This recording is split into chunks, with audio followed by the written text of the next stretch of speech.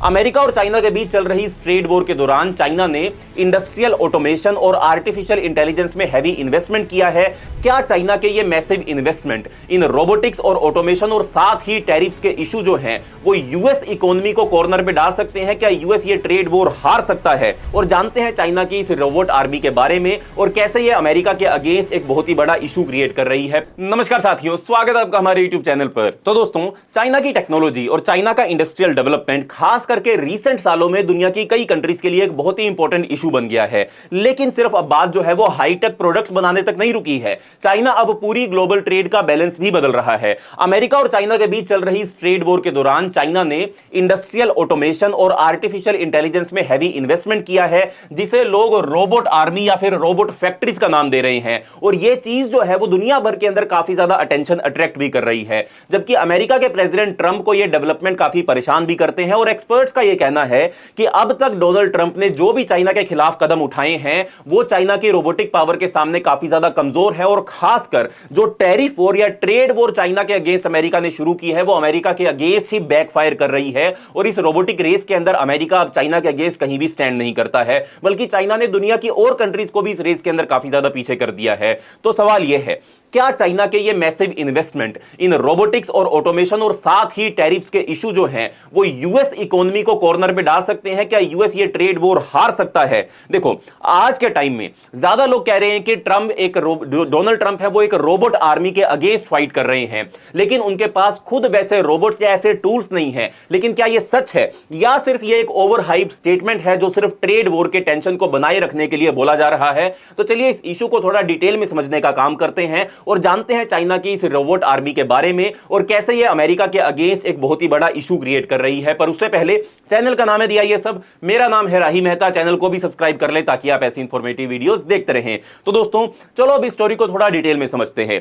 देखो, इस पूरे इशू का मेन पॉइंट है चाइना का ऑटोमेशन सेक्टर, जो पिछले 10 सालों में अगर मैं आपको कहूं तो उसके अंदर काफी ज्यादा फास्ट ग्रोथ हमको देखने को मिली है। हजारों फैक्ट्रीज, लाखों वर्कर्स और एक मैसिव मैन्युफैक्चरिंग सिस्टम के बीच रोबोट्स का रोल जो है वो चाइना के अंदर दिन ब दिन बढ़ता ही जा रहा है। यह रोबोट रेवोल्यूशन इसलिए आया है ताकि चाइना के अंदर जो लेबर का हाई कॉस्ट आज की डेट में हो चुका है। देखो, पहले चाइना को लो लेबर कॉस्ट के लिए जाना जाता था, पर जैसे जैसे चाइना के अंदर इकोनॉमिक डेवलपमेंट हुआ है, चाइना की जो पर कैपिटा इनकम है वो भी इंक्रीज हो गई है, तो लेबर का कॉस्ट अब चाइना के अंदर इंक्रीज हो चुका है। तो चाइना के अंदर अब ये जो रोबोटिक रेवोल्यूशन आ रहा है वो चाइना के अंदर लेबर कॉस्ट को कम करने के लिए लेकर आ जा रहा है और साथ में प्रोडक्शन की स्पीड और क्वालिटी दोनों को इंप्रूव किया जा सके, इसलिए यह रोबोटिक रिवॉल्यूशन चाइना में हो रही है। और इसका इफेक्ट सिर्फ चाइना तक नहीं, ग्लोबल मार्केट पर भी पड़ रहा है। देखो, बहुत सालों तक चाइना को चीप लेबर वाला मैन्युफैक्चरिंग हेवन माना जाता था, लेकिन जैसे जैसे चाइना की इकोनॉमी ग्रो हुई वहां की लेबर कॉस्ट भी बढ़ने लगी। इसलिए गवर्नमेंट ने रोबोटिक्स को प्रमोट करना स्टार्ट कर दिया, जिससे फैक्ट्रीज में एक्सपेंसिव ह्यूमन वर्कर्स को ऑटोमेशन से रिप्लेस किया जा सके। देखो, अगर लेबर को आप हायर करोगे अपनी फैक्ट्री के अंदर, लेबर छुट्टी भी लेगी, लेबर बीमार भी होगी, साथ में लेबर को आपको सैलरी भी देनी पड़ेगी। लेकिन अगर आप रोबोट्स को अपनी फैक्ट्री के अंदर इस्तेमाल करते हो तो रोबोट्स कोई छुट्टी नहीं लेंगे। हां, उनको रिपेयर की जरूरत पड़ सकती है, पर आप एक्स्ट्रा रोबोट्स भी रख सकते हो कि कुछ को आपने रिपेयर के लिए भेज दिया और जो एक्स्ट्रा रोबोट्स थे उनको आपने अपनी लाइन के अंदर इस्तेमाल कर लिया। तो ऐसे में इनिशियल इन्वेस्टमेंट कॉस्ट को अगर हटा दिया जाए, यानी कि रोबोट्स को खरीदने का जो कॉस्ट है उसको हटा दिया जाए, तो एट द एंड रोबोट्स जो है वो काफी ज्यादा इकोनॉमिकल किसी भी फैक्ट्री के अंदर पड़ते हैं और उसके चलते फैक्ट्री की जो कॉस्ट है वो कम भी हो जाती है। इसलिए आज कई इंडस्ट्रीज जैसे कि सेमीकंडक्टर से लेकर टेक्सटाइल तक में हजारों रोबोट्स एक साथ काम कर रहे हैं। पूरी प्रोडक्शन लाइन रोबोट्स चाइना के अंदर चला रहे हैं। तो प्रेसिडेंट ट्रंप जो चाइना के माल को महंगा बनाने के लिए उनके ऊपर टैरिफ लगा रहे हैं, उनके लिए यह एक अनएक्सपेक्टेड सरप्राइज बन गया है, क्योंकि जैसे जैसे चाइना में ऑटोमेशन का लेवल बढ़ता जा रहा है, एक्सपोर्ट्स वही प्रोडक्ट्स और भी ज्यादा सस्ता, फास्ट और एफिशिएंटली बना पा रहे हैं। जो एक्सपोर्टर्स है चाइना के, वो और भी ज्यादा सस्ते तरीके से, और भी ज्यादा फास्ट तरीके से, एफिशिएंट तरीके से, अच्छी क्वालिटी के प्रोडक्ट जो है वो बना पा रहे हैं। इससे टैरिफ के प्राइस इफेक्ट जो है वो काफी हद तक बैलेंस हो जाते हैं। यानी कि अगर अमेरिका ने टैरिफ लगाया, 100% टैरिफ लगाया, तो जिसके चलते प्रोडक्ट की कीमत 2 गुना हो गई अमेरिका के अंदर जो चाइना का एक्सपोर्ट हो रहा था। लेकिन वही चाइना ने अगर अपने प्रोडक्ट को 100 रुपए की कीमत को ऑटोमेशन के जरिए 50 रुपए कर दिया, तो अब भी उनका जो प्रोडक्ट है इफेक्टिवली वो 100 रुपए का ही मार्केट के अंदर बिकेगा। तो इससे टैरिफ के अगेंस्ट जो टैरिफ का जो चाइना के ऊपर ब्लेम किया गया था या टैरिफ जो लगाए गए थे वो निगेट हो जाते हैं। कुछ लोग इस सिचुएशन को ऐसे देख रहे हैं जैसे ट्रंप के पास कुछ नहीं है और चाइना के पास एक रोबोट की आर्मी है। ऑफ कोर्स ये थोड़ा ज्यादा ड्रामेटिक स्टेटमेंट है, लेकिन इसका मतलब क्या है इसको भी समझना जरूरी है। देखो दोस्तों, सच ये है कि यूएस साइड पे भी टेक्नोलॉजिकल कंपनीज बहुत ही ज्यादा एडवांस लेवल पर काम कर रही हैं।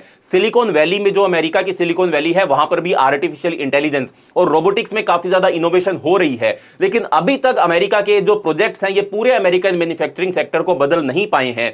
आज भी ज्यादातर यूएस कंपनीज अपना प्रोडक्शन फॉरेन कंट्रीज में करवाती हैं या फिर चीप लेबर ढूंढती हैं ताकि प्रोडक्शन करवाई जा सके। और प्रेसिडेंट ट्रंप ने बार बार यह स्लोगन दिया है कि मैन्युफैक्चरिंग को वापस अमेरिका लेकर आएंगे, लेकिन ग्राउंड लेवल पर उसका असर कभी तक दिखाई नहीं दिया है। वहीं दूसरी तरफ चाइना ने मेड इन चाइना 2025 जैसे स्ट्रेटेजिक प्रोजेक्ट के थ्रू रोबोटिक्स और एआई सेक्टर को स्ट्रॉन्ग सपोर्ट दिया है। गवर्नमेंट ने यूनिवर्सिटीज और रिसर्च सेंटर्स को भी तेजी से डेवलप किया है। इवन उन सिटीज में भी चाइना ने डेवलपमेंट की है जो पहले बैकवर्ड मानी जाती थी, वहां भी रोबोट असिस्टेड प्रोडक्शन लाइंस जो है वो चाइना लगा रहा है।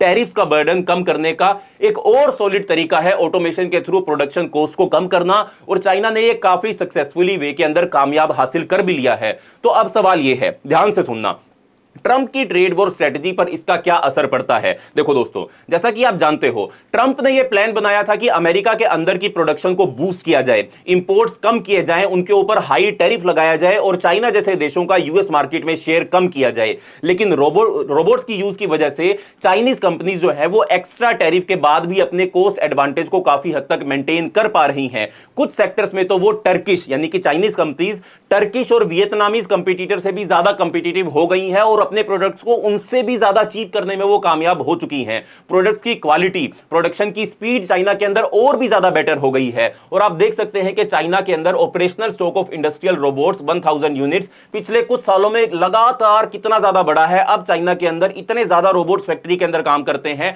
हां, रोबोटिक डेंसिटी चाइना की साउथ कोरिया के मुकाबले कम हो सकती है, बट जो ग्रोथ है पर ईयर वो चाइना की दुनिया के अंदर सबसे ज्यादा है।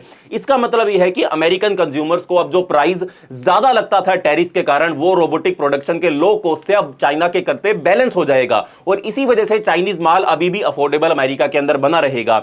ऑटोमेशन का इफेक्ट क्लियरली दिख रहा है इलेक्ट्रॉनिक सेक्टर के अंदर, व्हाइट गुड्स के अंदर, टॉयज के अंदर, टेक्सटाइल जैसे एरियाज के अंदर। सीधी बात यह है कि ट्रंप के पास जो वेपन था, टैरिफ का जो वेपन था, वो चाइना की रोबोटिक आर्मी के सामने काफी ज्यादा कमजोर पड़ गया है। लेकिन इसमें एक पॉलिटिकल और साइकोलॉजिकल एंगल भी है, यह भी समझ लेते हैं। जब हम रोबोट आर्मी सुनते हैं तो एक स्केरी फ्यूचरिस्टिक इमेज दिमाग में बन जाती है जो हमने मूवीज में देखी थी कि आपने रोबोट बनाया, वो आपके ही अगेंस्ट हो गया और आपके ही देश के खिलाफ वो कार्रवाई करने लग गया। तो ऐसी एक फ्यूचरिस्टिक इमेज हमारे दिमाग के अंदर बनती है। लेकिन चाइना ने उससे अलग एक पॉजिटिव इमेज दिखाई है पूरी दुनिया को, जहां स्मार्ट मशीन्स के साथ प्रोडक्शन को बहुत ही ज्यादा रिवोल्यूशनाइज किया जा रहा है।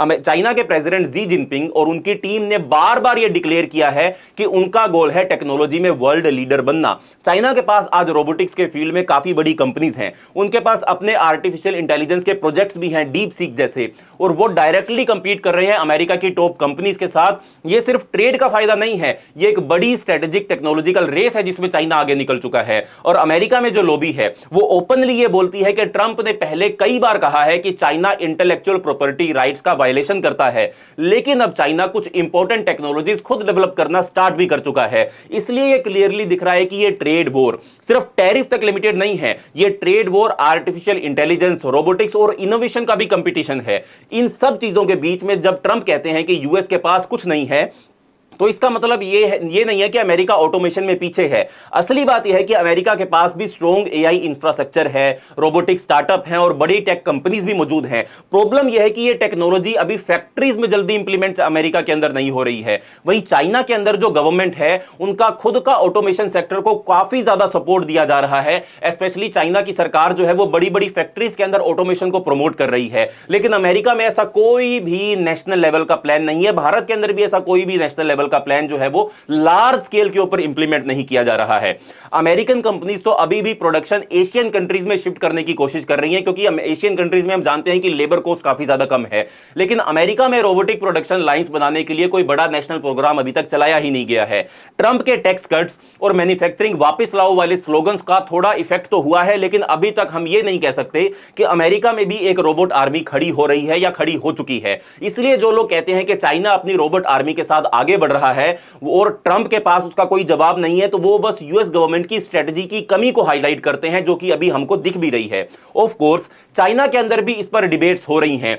कई लोगों को यह कहना है कि यह चिंता है कि इतनी ज्यादा रोबोटाइजेशन से नौकरियां कम हो जाएंगी चाइना के अंदर, सोसाइटी का स्ट्रक्चर भी बदल सकता है। लेकिन चाइनीज सरकार का मानना है कि जैसे जैसे टेक्नोलॉजी डेवलप होती है वैसे वैसे ह्यूमन लेबर का दूसरे सेक्टरों के अंदर इन्वॉल्वमेंट जो है वो शिफ्ट किया जा सकता है। साथ ही अभी कई लोग जो है वो चाइना से गांव की तरफ से, रूरल एरियाज की तरफ से अर्बन एरियाज की तरफ शिफ्ट हो रहे हैं। तो जो लोग ट्रेडिशनल फैक्ट्री से निकलते हैं उनमें से कई सर्विस सेक्टर में काम ढूंढ लेते हैं। फिर भी यह देखना बाकी है कि फ्यूचर में रोबोटिक्स का जो मैसिव यूज होगा उससे सोसाइटी के अंदर किस तरीके का चेंज चाइना के अंदर आएगा। लेकिन इंटरनेशनल लेवल पर जो पिक्चर सामने आ रही है वो यही है कि चाइना पहले से ही प्रोडक्शन और ट्रेड में दुनिया में आगे था और अब वो यूएस के टैरिफ वाले ऑब्स्टेकल्स को भी अपनी रोबोटिक पावर से टैकल करने में कामयाब हो गया। बहुत लोग ये भी जानना चाहते हैं कि ट्रंप के बाद जो भी अमेरिका के अंदर सरकार आएगी वो इस इशू के ऊपर क्या स्टांस लेगी, क्योंकि ट्रंप हमेशा तो प्रेसिडेंट रहेंगे नहीं, दोबारा चुनाव होंगे 4 सालों के बाद, कोई नया प्रेसिडेंट आएगा, वो इस इशू के ऊपर क्या स्टांस लेगा। क्योंकि रोबोटिक्स, एआई और ऑटोमेशन ऐसे डेवलपमेंट्स हैं जो सिर्फ ट्रेड पॉलिसी से रोके नहीं जा सकते हैं। टैरिफ लगाकर चाइना की इस पॉलिसी को नहीं खत्म किया जा सकता अमेरिका के द्वारा। सीधी बात यह है कि अमेरिका को भी जल्दी ऑटोमेशन के लिए तैयार होना पड़ेगा। इस स्टेज पर मीडिया में कुछ हेडलाइंस भी आ रही हैं, जैसे कि चाइना की रोबोट आर्मी ट्रंप को बैंकक्रप्ट कर सकती है या अमेरिका को बैंकक्रप्ट कर सकती है।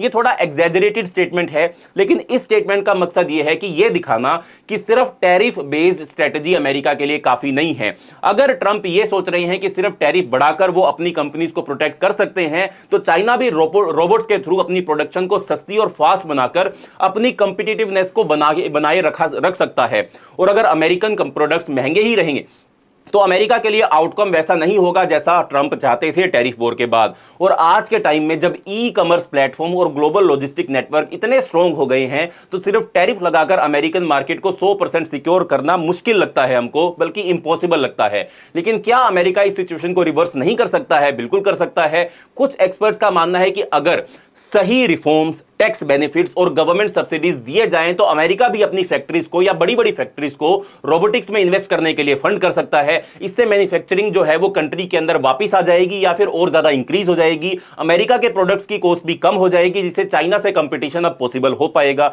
लेकिन अब तक सरकार के लेवल पर ऐसा कोई बड़ा और डिटेल्ड प्लान अनाउंस नहीं हुआ है। ट्रंप का जो अमेरिका फर्स्ट अप्रोच मोस्टली जो है वो टैक्स कट्स और टैरिफ्स तक ही सीमित रहा है। रोबोटिक्स टेक्नोलॉजी का काम सिलिकॉन वैली के प्रोजेक्ट्स, बोइंग जैसी बड़ी बड़ी कंपनीज के प्राइवेट एफर्ट्स या फिर छोटी स्टार्टअप्स के इनिशिएटिव तक ही लिमिटेड है अमेरिका के अंदर। वही चाइना इसको एक प्रॉपर स्टेट पॉलिसी के अंदर इंप्लीमेंट कर रहा है, जिससे गवर्नमेंट एक्टिविटी जो है वो एक्टिवली इन्वॉल्व है इस प्रोजेक्ट के अंदर। यही डिफरेंस है कि दोनों कंट्रीज के अप्रोच को रोज थोड़ा थोड़ा और क्लियर बना देते हैं कि चाइना की सरकार इस सेक्टर के अंदर पूरी की पूरी अपनी ताकत झोंक रही है, जबकि अमेरिका सरकार इसके ऊपर कोई भी नेशनल लेवल के ऊपर, फेडरल लेवल के ऊपर कोई पॉलिसी लेकर नहीं आई है। अगर हम इस इशू को थोड़ा और ब्रॉडर व्यू से देखें तो हम कह सकते हैं कि रोबोटिक्स रेवोल्यूशन का ग्लोबल ट्रेड पर इंपैक्ट सिर्फ यूएस और चाइना तक लिमिटेड नहीं रहेगा, बल्कि यूरोपियन यूनियन, जापान और साउथ कोरिया जैसे बड़े बड़े इकोनॉमिक ब्लॉक्स भी ऑटोमेशन में हैवी इन्वेस्टमेंट कर रहे हैं। आज की दुनिया की इकोनॉमी काफी फास्ट शिफ्ट हो रही है। पहले जहां प्रोडक्शन में ह्यूमन लेबर पर ज्यादा फोकस होता था, अब वहीं रोबोटिक्स सबसे ज्यादा इस्तेमाल किया जा रहा है। यह बदलाव ग्लोबल इनकम डिस्ट्रीब्यूशन और ट्रेड के मैप को कंप्लीटली चेंज कर सकता है। शॉर्ट टर्म में देखा जाए तो अमेरिका और चाइना के बीच चल रही ट्रेड वॉर रोबोटिक्स के यूज के बाद और भी ज्यादा इंटेंस हो सकती है। अगर हम डाटा देखें तो साउथ कोरिया आज भी रोबोट डेंसिटी में टॉप पर है। मैं आपको वो स्लाइड भी दिखाता हूं जिसमें मैं लेकर आया हूं आपके लिए। देखिए ये स्लाइड है जिसके अंदर आप देख सकते हैं ये रोबोटिक डेंसिटी से रिलेटेड स्लाइड है कि किस कंट्री के अंदर कितनी रोबोटिक डेंसिटी मौजूद है। अगर हम इस डाटा को देखें तो इससे हमको ये समझ में आएगा कि साउथ कोरिया और जापान जैसी जो कंट्रीज हैं वो अभी भी रोबोटिक डेंसिटी में टॉप पर हैं, लेकिन चाइना ने रोबोट्स की क्वांटिटी में अमेरिका को तो पीछे छोड़ दिया है। और सिर्फ क्वांटिटी नहीं, चाइना की कंपनीज अब खुद की रोबोट टेक्नोलॉजी भी बना रही हैं, अपने बड़े ब्रांड्स डेवलप कर रही हैं। ऐसे में आगे चलकर ये सिर्फ डोमेस्टिक मार्केट के लिए नहीं बल्कि एक्सपोर्ट मार्केट के लिए भी चाइना जो है वो रोबोट बनाना शुरू कर देगा। हो सकता है आने वाले टाइम में चाइनीज रोबोट्स जापानीज, जर्मन और अमेरिकन रोबोट्स को भी वर्ल्ड मार्केट के अंदर टक्कर देनी शुरू कर दे। इस केस में ट्रंप के पास क्या ऑप्शन बचेगा ये हमको बिल्कुल भी क्लियर नहीं है। हां, अमेरिका के पास इलोन मस्क जैसे बड़े बड़े पायोनियर्स हैं, बड़ी बड़ी कंपनीज हैं, बड़े बड़े स्टार्टअप्स हैं जो कि रोबोट्स के अंदर रिसर्च कर रहे हैं, लेकिन इनमें से ज्यादातर कंपनीज का जो फोकस है वो ऑटोमोबाइल पर है, स्पेस पर है, सॉफ्टवेयर सेक्टर पर है। मैन्युफैक्चरिंग सेक्टर में क्लासिकल रोबोट रोबोटिक्स एप्लीकेशन पर कोई भी स्ट्रॉन्ग पॉलिसी अमेरिका ने अभी भी नहीं बनाई है।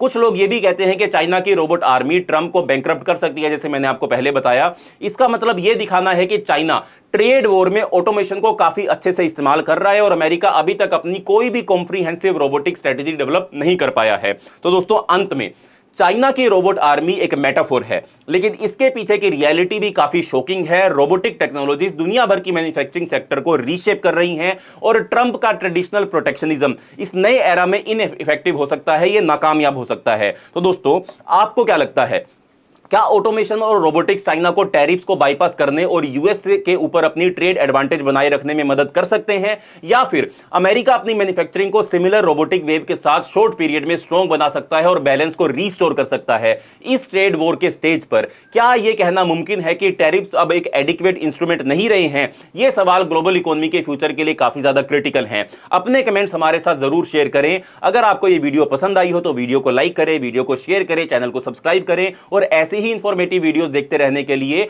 नोटिफिकेशन को भी अपनी ऑन कर लीजिए, ताकि आप जैसे ही हमारी कोई वीडियो अपलोड हो तो आपको नोटिफिकेशन मिल जाए। तो दोस्तों, मिलते हैं अगली वीडियो के अंदर। तब तक के लिए बाय बाय, धन्यवाद, जय हिंद।